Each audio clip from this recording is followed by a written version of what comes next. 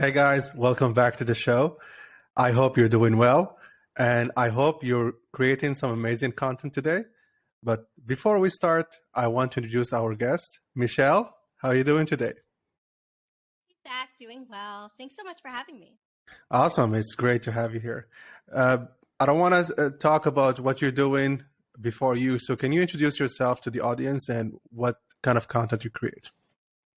Absolutely. I'm a job search strategist and interview coach, and I help people find their dream jobs. So if there's a place that they want to go work, then I basically give them all the strategies and techniques based on where they want to go work, and I help them land that dream job. The type of content I have mostly created in the past has been paid content.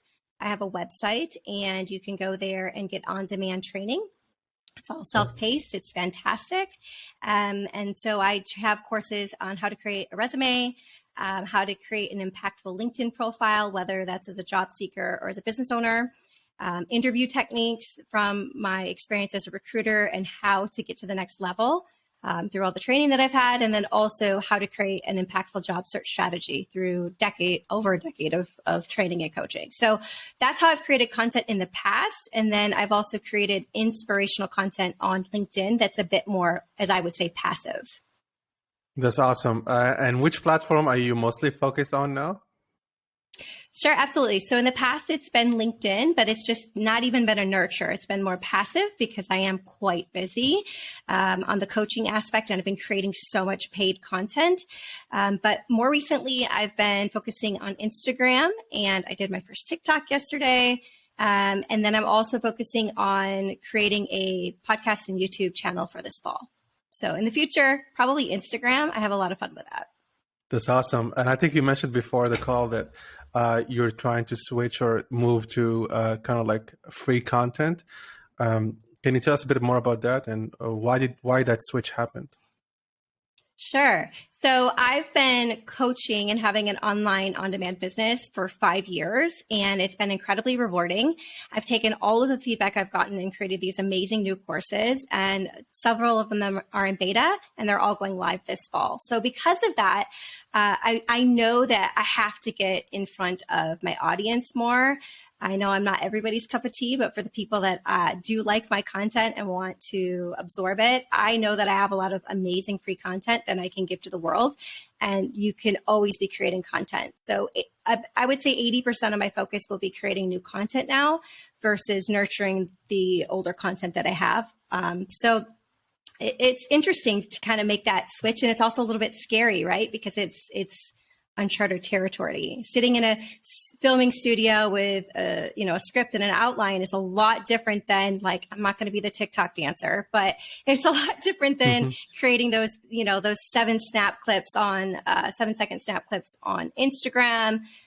So it's a little bit uncomfortable, but also exciting, right? To try something new. So I'm really motivated to. Yeah, having interviewed a lot of TikTokers on the podcast and offline, I can tell you, like, now TikTok is more about the non-dancing stuff than the dancing stuff. So now it's like the perfect time to jump in with some fresh ideas and different type of content. And a bit of dancing, like, doesn't hurt. Might be my car. I've heard that they favor videos of people in their cars. So maybe I can do that when I'm bored in my car. Awesome. So, Michele, I want to ask you more about, like, the content itself that you create, whether for your clients or the one you create for your own brand. Can you walk us through the process that you go through? Sure. To create content? Yep. So for paid content, generally what I do is I block my schedule. I work with a filming company here in Dubai, and I give them basically a set and an outline of things that I want to go over.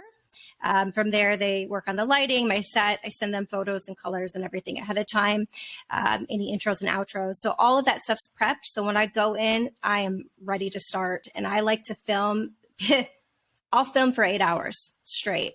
Wow. So I can film. Yeah. So when I go in there, it's not cheap to film, but I have found that it's the best way to just get it done and pay an editor to fix things. So that's been really, really rewarding as far as the schedule. When it comes to my content on Instagram and LinkedIn, So anything that's in my feed is planned. So I usually block my schedule based on the content that I'm creating. So for LinkedIn, I usually create it once or twice a month. And then for Instagram, I usually block 2 or 3 mornings that are like just a few hours. And I'm kind of weird. I color block my schedule so I can see, like, am I missing something? Is this a good variety? Is this a healthy balance? And when I create my content, I am really focused on using a mic and usually lighting and some of those things, which I know aren't necessarily needed, but I like to focus on them. And then I've been sending some of my content, if it needs editing, to my virtual assistant. So that's been really helpful, is learning to just outsource some of that stuff. So that's kind of how I come up with as far as my scheduling. And then to create my content, it depends on where I'm at in my marketing runway. So if I'm going to be doing a 9-week or 12-week launch, then I create my content based on how that's going to benefit the audience that's going to be taking on that content. So with job seekers, it's a very cyclical business. So it gets very busy in the fall. It gets slammed in the new year. It slows down in spring. And that's when it picks up for like college graduates. So it has this very cyclical motion to it. It's a seasonal process. Yeah, very seasonal. So I try to create content that benefits the users of my products. Awesome. And things I'm passionate about. Yeah. Yeah. Like, especially when we want to create content and we're having a process and a system for it. It makes things so much easier and more efficient. But can you walk us back in like 5 years ago? How did that look for you? Did you start with a team or with an agency to do the work? And because some people might listen to this and they want to do something similar to what you're doing, or they want to get inspired. But the question comes to mind, like, how did you actually start from day one? Yeah. So for me, I just decided one day I was going to start a business, and I put my son into daycare, and my husband came home and I said, I'm starting a business and I want to coach people and show them how to find jobs, but I want to create online courses to do so. And he's like, okay, great. So I knew that I didn't know anything about recording videos.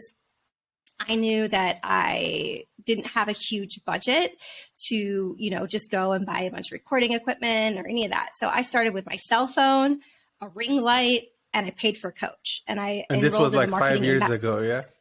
This was in fall of 2016. Okay. And I needed to learn who was my niche, who was my audience.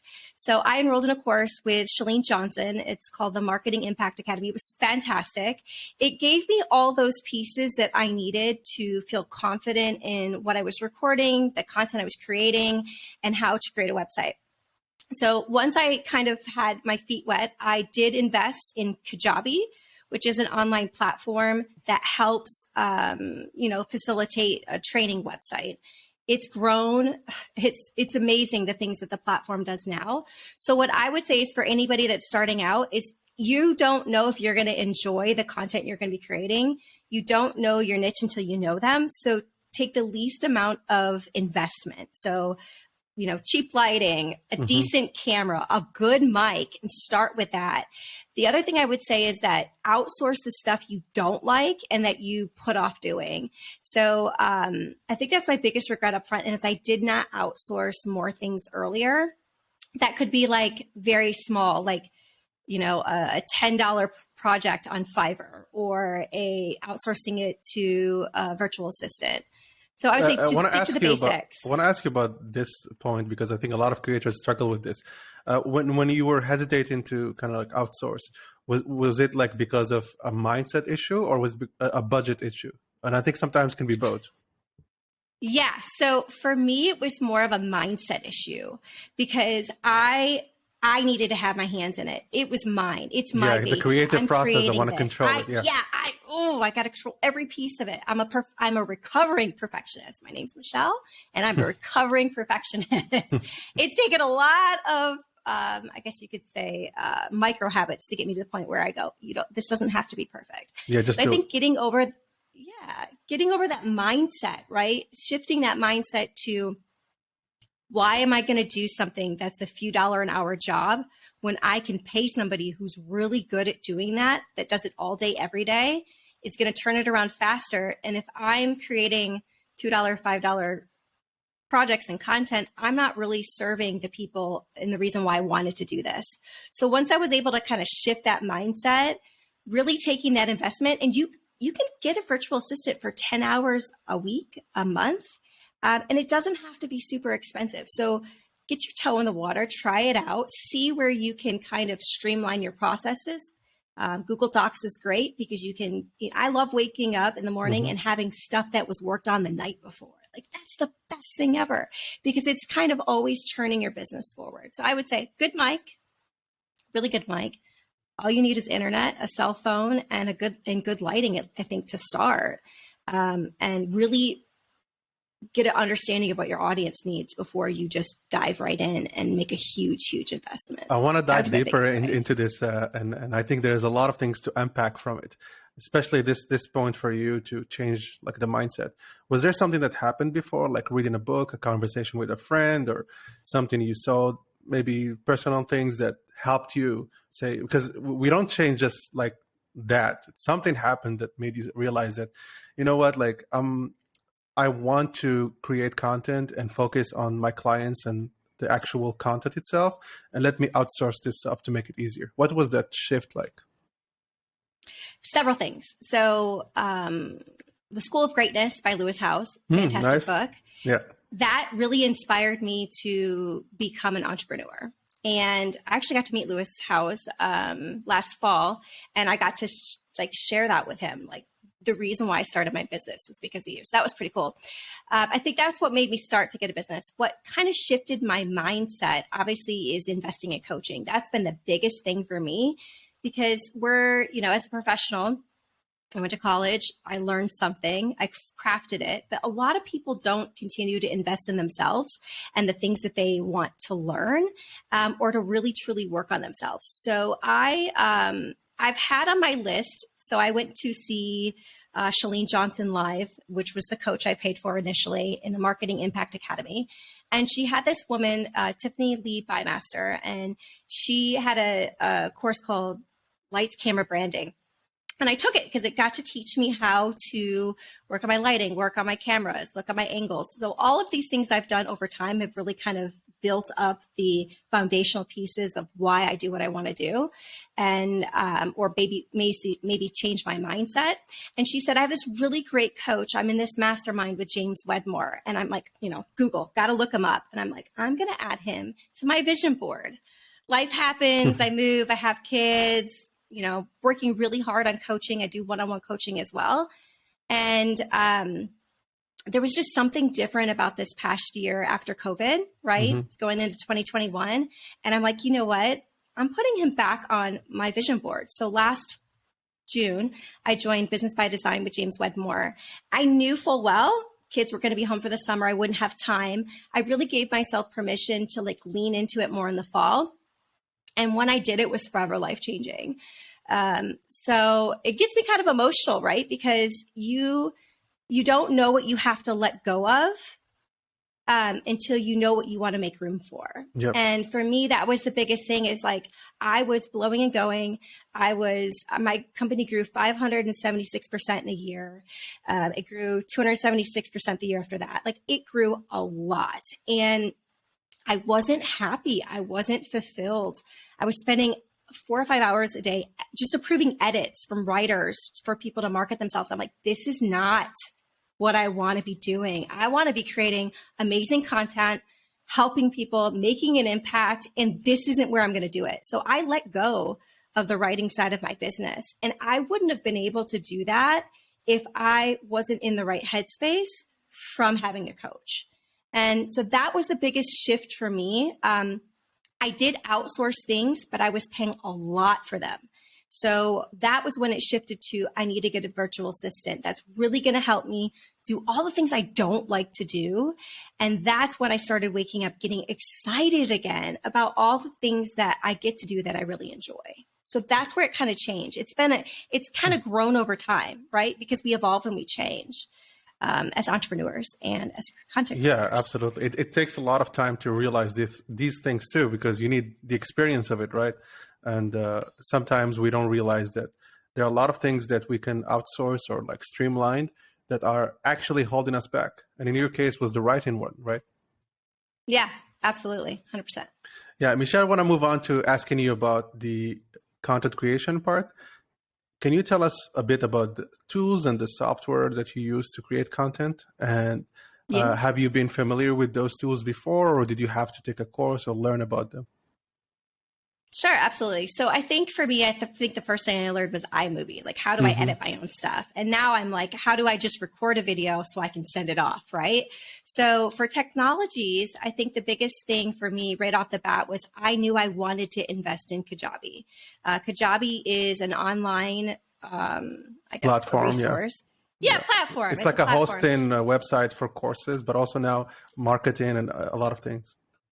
Yeah, absolutely. So when I first started, it was basically you could have online courses. Now you can coach, you can schedule one-on-one coaching, you can sell coaching, you have on-demand courses, you can do and post your podcast there, blogging, you can manage your email list, you can embed widgets to do pretty much anything you want it to do, and you can create a community and even do all of your scheduling to talk for live events or for one-on-one coaching. So it's really evolved over time.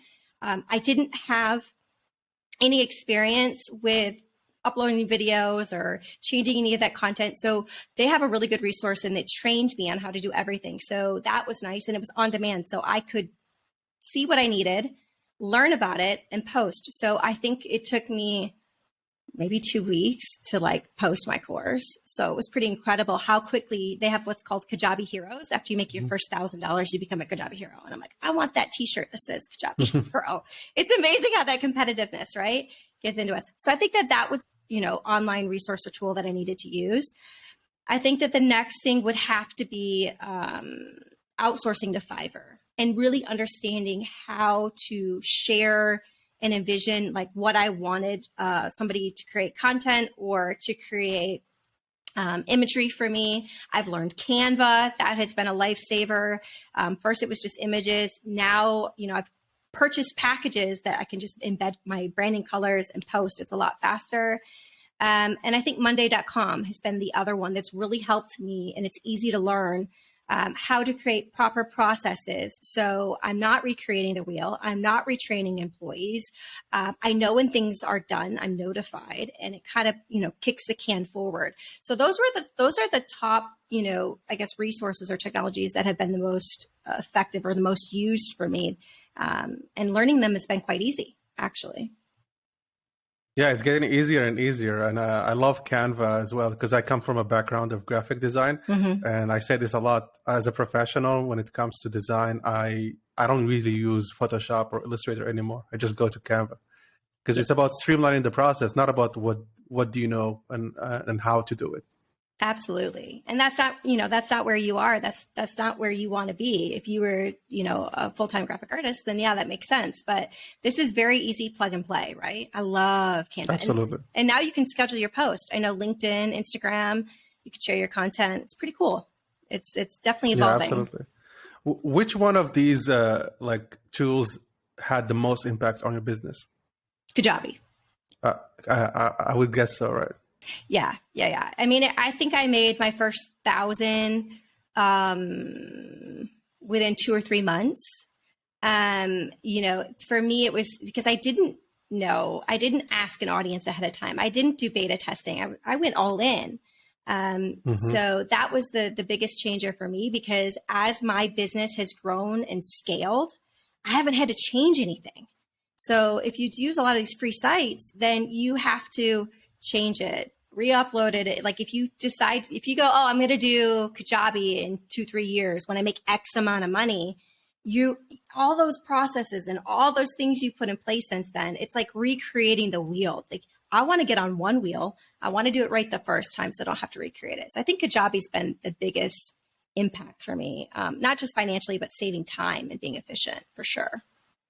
It's always going back to this idea of streamlining the process, and whenever you can find a way to do it, it gives you a room ahead to grow faster. The next question I have for you, which is really interesting, it's about when it comes to creating content and branding, since you do it for the job seekers. which part of the branding you think is really impactful for your audience, your clients, or anybody starting content? Is it like, let's say, the name that you choose for yourself, the graphics, or can you walk us through the branding aspect? Sure, absolutely. Well, I think if you are starting a business, having a brand is very important. Now, whether you choose to name it after yourself or after your product, it really just depends on what your long-term goal is. Now, the biggest, and I think the best advice I ever got when I took the Marketing Impact Academy was Shalene said, you are going to evolve and you're going to change. Your audience is going to evolve and change, and their needs are going to evolve and change. So what they need now and what they're going to need 2 years from now is going to change. But what's not going to change is your name. Well, unless you get, married or divorced or anything. So by branding yourself with your name, it allows you to kind of evolve with your audience. Now, give a take with my business. Like, some people do really well with branding. Like, I've just purchased a website, Talent Rival. I might take all of my content, literally mirror it onto Talent Rival, and I'd be curious to find out if it's going to do better because it's, branded with the name Talent versus as me, right? And I can, have other people create training. So it depends on what the long-term goal is of an entrepreneur. And sometimes you don't know what that is. And I think that that's the biggest thing is, like, with your podcast, you can change your name at any time. Just don't let that stop you from starting. Start something, create it. When you can afford it, I just was able to buy my name. It was expensive, right? So I've always branded myself as Michele Ross, and my name and my title has always been Michele Ross. I guess there are a lot of them, right? Right. But my website forever was MicheleRossOnline.com. And I'm like, I just want to buy my name. And now I want to buy Michele with 2 L's, Ross.com. She won't sell to me. But these are the goals and things you want to do, right? So I think it just depends on the type of content you're creating and what your long-term goal is. If it's just to create something in a product that is a lifetime product, then obviously if it's an app or something like that, then you want to have a name for it, or branding, and really easy to, how do I put this, understand. So like a universal language, a bathroom sign. When you see a bathroom, it doesn't matter where you are in the world, where a toilet is, right? So here we call them toilets in Dubai, but where an airport is based on the imagery, right? So same thing, if you're creating a logo, something that is universal, that when somebody sees it again, it kind of triggers that response, just like a LinkedIn or a Meta. What it is right off the bat. So if you're going to brand your organization, it needs to be something that's memorable for sure. And going back to this branding idea, like sometimes you can also have a brand within a brand. I know some people who are very successful with this. So they have their name as the big brand, but then whenever they launch a product, it's a new kind of like a new brand, like let's say videomarketing.com, or that's not going to be available. But I mean, those kind of like small brands that you can create for yourself. So don't limit. I love exactly what you said. Don't limit yourself by thinking, what kind of brand I'm going to have, or is going to be my name or business name. Start with whatever you think of now, and the natural evolution of things will tell you what to do next. Absolutely. Your audience always tells you what they want and what they need, for sure. Exactly. Want to go back to LinkedIn, if that's okay. Can you tell us a bit about the branding on LinkedIn, and how do you help your clients, like in terms of getting more LinkedIn reach and exposure? Because LinkedIn is a different beast from, let's say, Facebook or Instagram. Absolutely. So with LinkedIn, I think one of the most important things to keep in mind is that 97% of key decision makers, sorry, my dog's with me on my lap. He's growling and barking at somebody. I apologize. He's excited about LinkedIn. He's so excited about LinkedIn, or maybe he's not. Maybe that's why he's growling. He hears about it all the time. So I would say with LinkedIn, 90% of key decision makers are nosy, and they're going to go look at your LinkedIn profile if you're looking for a job. The same thing goes, Zach, if I'm going to go into business with somebody or pay them money to do a service, I'm going to be nosy. I want to see what they're doing on LinkedIn. I want to see what the reviews are. So it doesn't matter if you're a job seeker or if you own a business. It's kind of the same as far as what the impact is. LinkedIn's coming a long way as far as exposure and how to get really good organic reach. The biggest thing that I would say is that people don't realize how important a photo is. It says 1,000 words very quickly. What your strategic video is, you can put a 30-second promo video on top of your image. So your face turns kind of like it has a circle. And you can even do audio as well. Like if you just want audio. Yep. You can do audio as well. And all of those things allow people to just kind of see you, right? Or hear you and have a different experience. The other thing is, I don't think people use their LinkedIn banner. That's the very top portion where you can create imagery. A lot of people don't tell you what they want to be known for, whether it's your brand or the impact you make, or how to create credibility quickly, or a call to action. You can go to Fiverr and for I don't know, $5, you can create some really great LinkedIn banners to market yourself. The top fold's really, your intro, your name, and then a lot of people don't use that top fold correctly to really tell people what they want to be known for. But that's also part of the searching capabilities. So on the back end of LinkedIn, there's something called LinkedIn Recruiter. You can get a LinkedIn Lite or LinkedIn Recruiter seat, and it allows recruiters to search for candidates. And one of the most keyword rich areas that they search for is just that intro in that top fold. So a lot of people say like helping people find their dream jobs. That will not be my title. Mine will be like resume writing, job search coach, because that's what people actually search for. So just like what you would search for on Google, that's what you want to search for and include as your keywords on your top fold area of LinkedIn. And have you seen? As I'm looking now at LinkedIn, Yeah. is that the section where it says like services and stuff like that? It's like a small banner beneath your name, right? No, That's the one. It's right below your name, but before the providing services.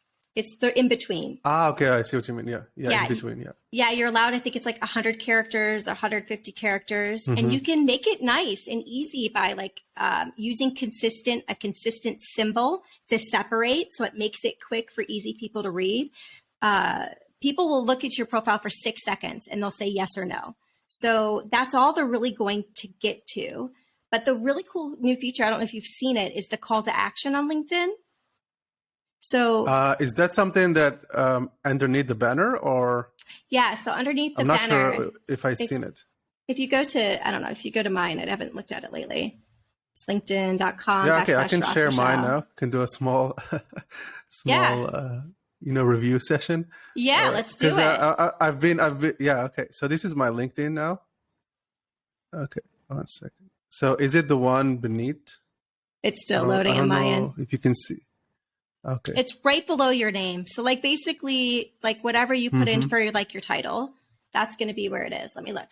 It's not pulling up. Oh, there we go. Yeah. So founder and CEO at Content Creator Life. So right under that area, founder and CEO at Content Creator Life Copyright Agency, that is the searchable area. So you can do, I see. So that was where you would want to put like I would put like podcast host, right?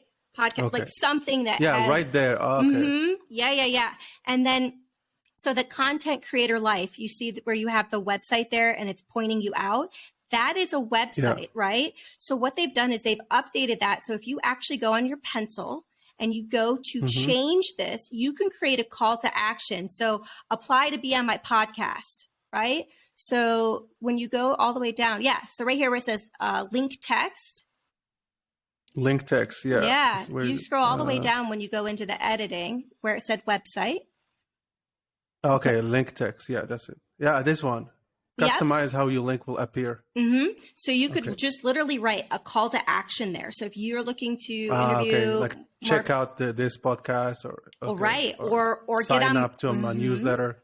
Get on my wait list for my next course. I'm looking for beta testers, register here. And you can use symbols in there as well, right? So you could do a rocket ship or you could put, a microphone. So that call to action is huge. Whether you're offering a service, you're looking to interview more people, that's a really good new resource. And then you have providing services on here, which is fantastic. But you could also put... I learned that from a friend of mine, by the way. Because honestly, like I've been off LinkedIn for a while. Yeah. I was never a fan of it, like, because I had like a background in, working with clients with email and all this stuff. So I was never the type of like And also I have a YouTube channel for tech. So I was never the type that looks for jobs.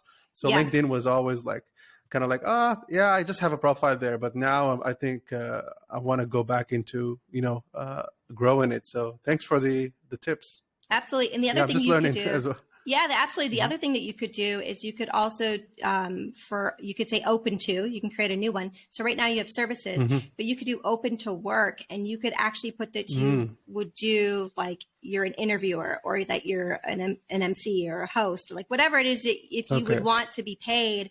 Like for me, I'm a speaker, right? So people will pay me to go speak and educate at events. One of my favorite things can we to check do. your profile? Sure. I haven't updated it in a long time, but notice no worries. Notice when you go. post my name, that my name isn't just Michele Ross. It's a job search coach. Yeah. So I'm tricking the algorithm there a little bit. I see. Nice. Yeah. So for me, it would be like host of content creator or something like that. Yeah, absolutely.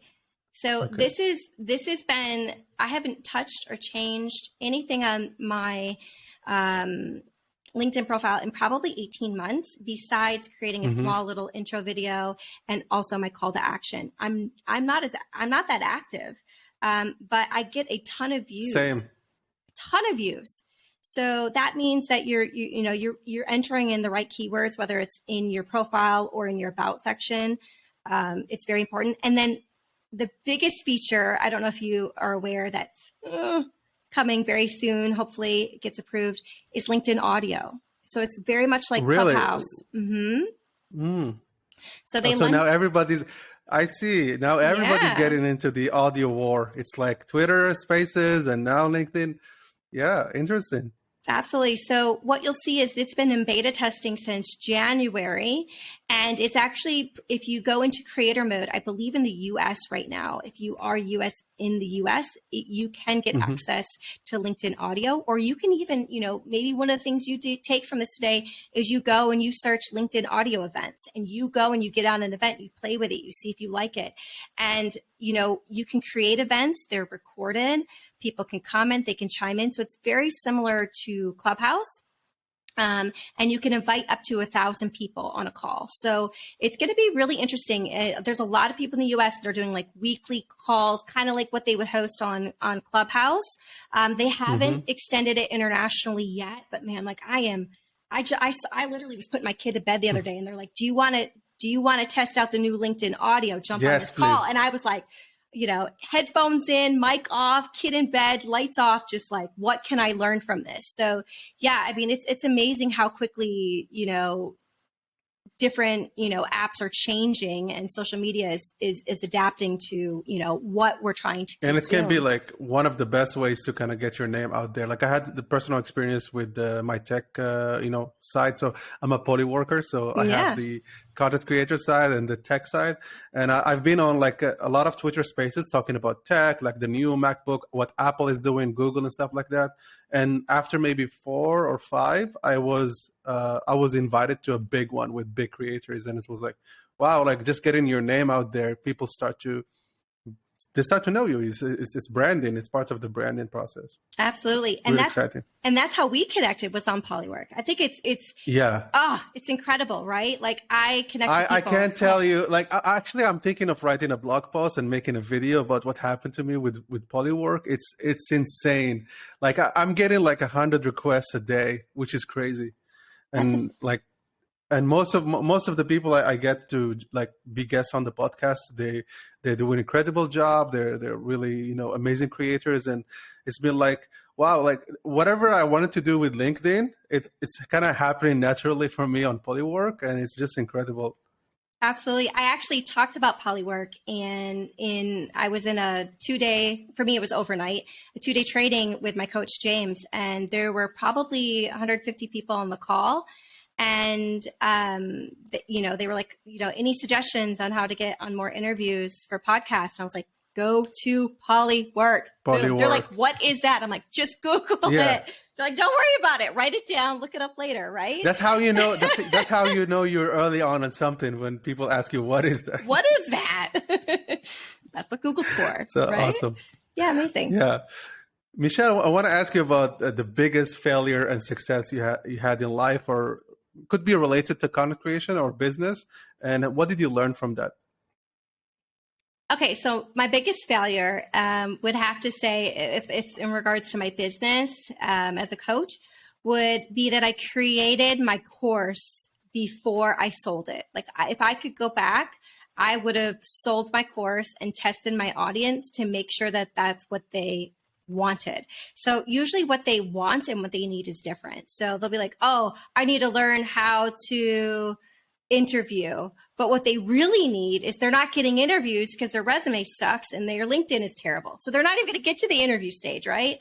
But It doesn't matter if I create a course on LinkedIn, that's not what they think that they need, right? So I think that was my biggest learning. And that's why it took me a while to get to that $1,000 mark with a new course, right? So I would say that that would be my biggest failure. And I know it sounds small, but I think one of the things you'll learn, and I wrote down a quote for you, is from every failure, nothing's really a failure. My coach always says it's either you got the results you wanted or expected, or you got the lesson that you needed to learn. And so that's how I kind of think of it. Nothing's really a failure, but really what we learned from it. My biggest success, I think, was just how quickly my business grew. So the job market here kind of crashed in fall of 2019. And I got on with some mom groups and it just exploded. Mm-hmm. Like that was a really big. But my true felt like I made it moment was when I was getting requested to present for the State Department. That was a huge deal. And then I got asked to present and do a full day training for Dubai Business Associates, which is run by the patronage of His Highness Sheikh Mohammed bin Rashid Al Maktoum. He's the Prime Minister of the UAE and the ruler of Dubai. And he invests money in about 20 to 25 fresh graduates. He brings them in as associates into his businesses and teaches them how to really make an impact in the region, how to get jobs. And I got to teach them how to write their resumes, how to do their LinkedIn profiles, how to prep for assessment centers with the Big Five. It was incredible. And that was when I was like, I'm right where I need to be. That was my biggest success. It's not a financial impact. It's those calls when somebody says, I just got that job. I've been trying to get a TikTok for 3 years. I worked with you for 4 weeks and I got that job in a TikTok. The goosebumps, those are my happiest moments and my biggest successes, I would have to say. That's awesome. It makes it makes creating more content exciting and also fulfilling. I want to go back to that small failure that you had about launching a course and then realizing that people don't need that or the audience is different. How do you go about doing it after learning from that experience in terms of creating a course? Yeah. So essentially, it's just a different launch process. So if I want to know few things. So with all of my one-on-one coaching and with my group coaching, I have somebody that takes notes on pretty much all the questions that are asked. And from that, we've been able to put it in and see what are the most common keywords that people look for. And so that was the biggest thing is what is a constant thing? And one of them was, yeah, it's great that you want to teach me how to create LinkedIn. I don't know how to do the messages. What are can you just send me templates? I just want templates, right? The things that you wouldn't think somebody wants or needs is exactly what they want or need. So I think it's just having a keen interest in learning and listening, but also asking. So I'll ask my audience, do you want to learn about a new platform for finding jobs, or would you rather know 3 ways that work really successfully? And depending on what they say will be how I create my content. But I'll also run some beta tests. So I'll be like, listen, I need some beta testers. I have some really awesome training I want to show you guys, but I want to know what really resonates for you and what doesn't, what's useful, what's not. Or you sell it before you actually make it. So you do a really good landing page, a really good sales page, really good imagery. And a funnel, right? A funnel. Yeah. But and you market it, put a little ad spend on it and market it in different platforms. And say I'm launching this program, if it's July, right? I'm going to launch this August 1st. And you're going to get access every week to your 1-hour course, right? See if it sells. If it doesn't sell, Is it timing? Is it your audience? Are you not nailed in on your niche? And then you revise it. Like you're not like, and people always say like, oh, like what if one person buys it and then I have to create it, right? Like you can rerun it and rebrand it in different ways until it clicks. Keep the name, but what you provide until you make that really irresistible offer and you sell it before you make it. And that's what I love about my coach is he has like 12 different ways you can launch your program. So if you need money right now, what is a quick thing you can do to launch? Like I have these 4 new courses, right? I could launch one and whichever one hits, it's going evergreen. That's it. It's going evergreen and it will go. Yeah. Yeah, sorry. Is there a number that you think of, especially in your case or with your clients, about when you can actually start creating the course? Like 50 signups, 100, 1,000, or it depends on the financial goals as well? Yeah, I think for me, it really depends on the financial goals. So my coaching, if you work with me, is about $1,500 to $3,000 per person. Now I do group coaching with access to my course, it's anywhere from $500 to like $1,000. And so for me to like hit a number where if I'm going to go legit film or if I'm going to go do things, I have to make anywhere from about $2,000 to $3,000 just to like break even. So if that's the case, if I'm doing a beta, let's say, I just want to see if it hits. You could even beta and sell before you make it. And if it hits and it pops at that certain amount, then you know that you can scale and launch it later. So if I do a beta for a course at, let's say, $197 and it hits, then I'll record it. I'll do it. Even if I only make $2,000 or $3,000, because I know that I will be able to make that offer really irresistible for other people. And I can scale it to $1,000 course. Right? Yeah, that makes a lot of sense. Yeah, because then when you launch the course, people will actually, take value from it and really enjoy it instead of like, leaving it to the guests of like, I'm launching a course, but let's see what people are going to say about it. You already have expectation of what people will like and not like about it before even starting. So it makes more sense that way. Absolutely. And I always bounce ideas. So I'm always asking people, what are you struggling with? What do you want to know more of? What's the most impactful interview question somebody's asked you? And when I get crickets, I'm like, oh, so nobody's ever asked an impactful interview question. Interesting. Nothing is memorable to hiring managers. It's exactly what I thought. And this is exactly why people don't get jobs. And that's why it's 0.0001% chance of getting a job, right? And when you look at the odds that way, you're like, holy crap, if I could do just 1%, make myself 1% different from everybody else and stack that deck, I'm doing good.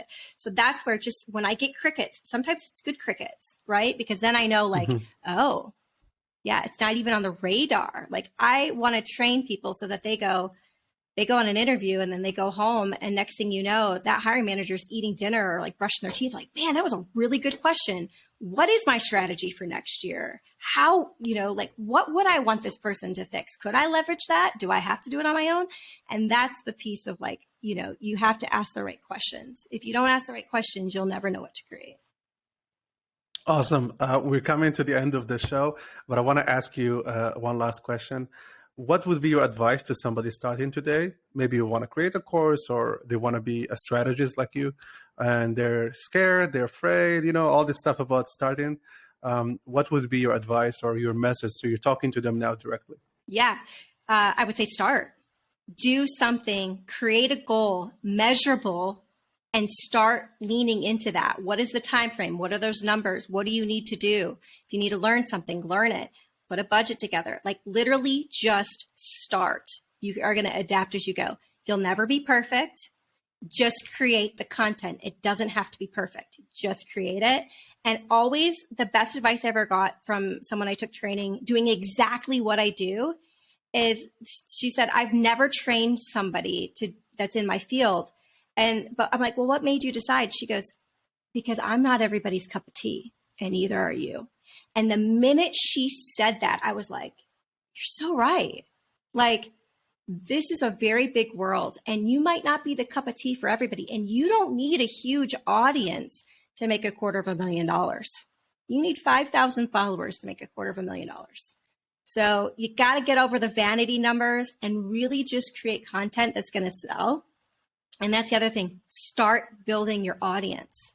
You can't sell something if you don't have an audience. So those are what, five suggestions, I guess. Yeah.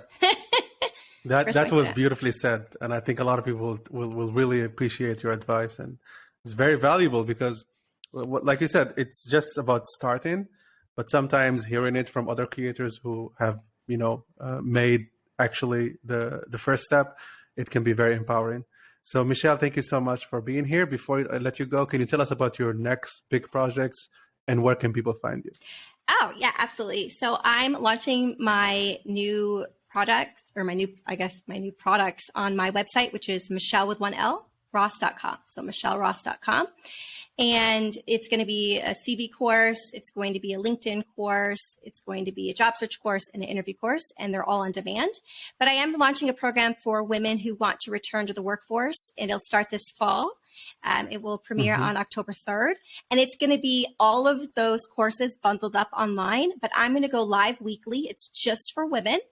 And I'm going to present. I have some amazing, oh my gosh, goosebumps. I don't know if you can see them. I've got these amazing, I've got these amazing guests lined up that are going to basically speak about different how to build your confidence, time management, how to get clear on what you want in your career. And these are for women that either want to return to work or up-level their skills to go to that job that they've always wanted. So I'm really, really, really excited about that. Our goal is to get 100 to 150 women into the program.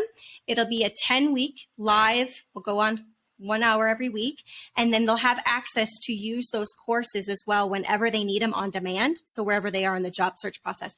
I am ecstatic about it. Okay. I'll be putting a YouTube channel and podcast together combo. Be the Michele Ross Show. Shocker. And you can find me on LinkedIn. So linkedin.com/Ross Michele, Michele.